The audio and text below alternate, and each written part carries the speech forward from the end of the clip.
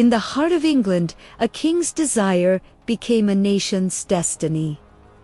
This is not a story of crowns and glory. It's a tale of obsession, of a power so absolute it could bend faith, break bodies, and burn history to the ground. This is the story of Henry VIII, the king who didn't just rule his kingdom, e consume italiano. Imagine a young king, golden and admired, the very picture of Renaissance royalty. Henry was charming, intelligent, a warrior and a poet. He inherited a stable throne and a prosperous nation. He had everything a king could want, except for one thing that haunted his every waking moment: a male heir.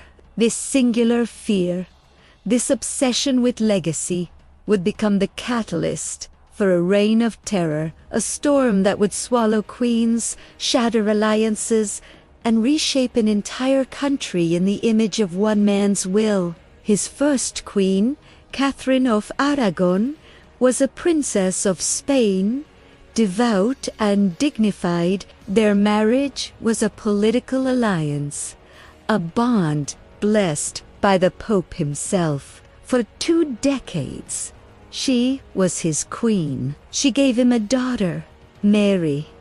But son after son was lost to stillbirth or infant death. As the years passed, Henry's love curdled into resentment. The queen's piety became a constant reminder of his failure. In the shadowy corridors of the palace, his gaze fell upon another, and young, intelligent, and captivating, she refused to be his mistress. She would be his queen, or nothing at all. To have her, Henry needed a divorce. But the Pope, under the thumb of Catherine's powerful nephew, the Holy Roman Emperor, refused. For any other monarch, this would be the end. For Henry, it was just the beginning. If the Church would not bend to his will, he would break it. He declared himself the supreme head of the Church of England, severing 1,000 years of history with a single stroke of a pen.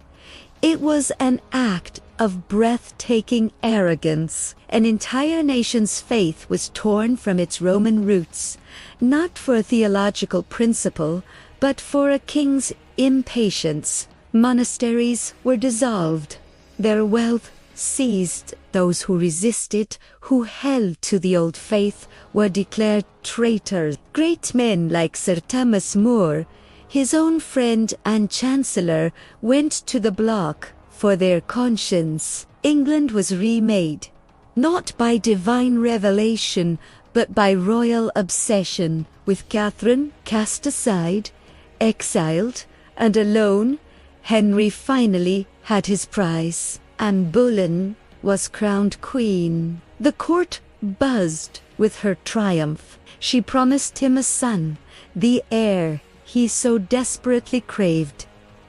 But she gave him a daughter, Elizabeth. The passion that had driven Henry to defy the world now soured into suspicion. Anne was witty and ambitious, but her sharp tongue made enemies. Whispers in the court turned into accusations of infidelity, of witchcraft, of treason. The charges were fabricated, a web of lies spun to ensnare a queen who had outlived her purpose. Henry, the man who had torn his kingdom apart for her, now signed her death warrant without a flicker of emotion. On a grey morning in May, Anne Boleyn walked to the scaffold. She was not burned as a witch, but granted the mercy of a swordsman brought from France. As the blade fell, the promise of a new dynasty was silenced. Henry had his freedom once more. The very next day, he was betrothed to another. Jane Seymour was everything Anne was not: meek, quiet, obedient, and she succeeded where all others had failed. She gave Henry his long-awaited son, Edward.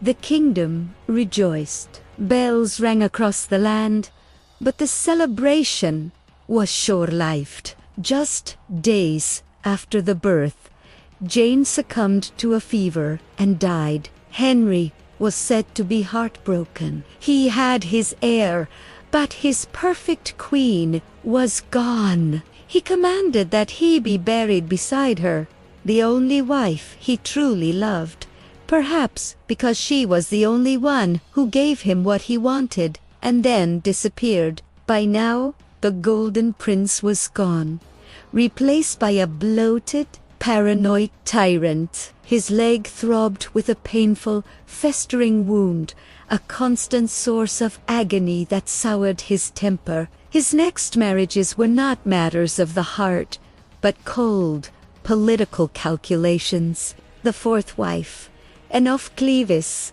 was a German princess chosen from a portrait. When she arrived, Henry found her plain, recoiling in disgust. The marriage was annulled within months, a diplomatic embarrassment. He called her his beloved sister, a fortunate escape for a woman who could have easily lost her head. Then came the fifth, the young, vivacious Catherine Howard, a cousin of Anne Boleyn. She was a rose in a court of thorns, but her youthful indiscretions followed her. Her past and present carelessness caught up with her, and accusations of adultery, tistum true, were brought to the king. Henry, consumed by betrayal and rage, wept not for lost love, but for his wounded pride. She was barely a woman when she was led to the block, another queen consumed by the king's insatiable ego. His final wife,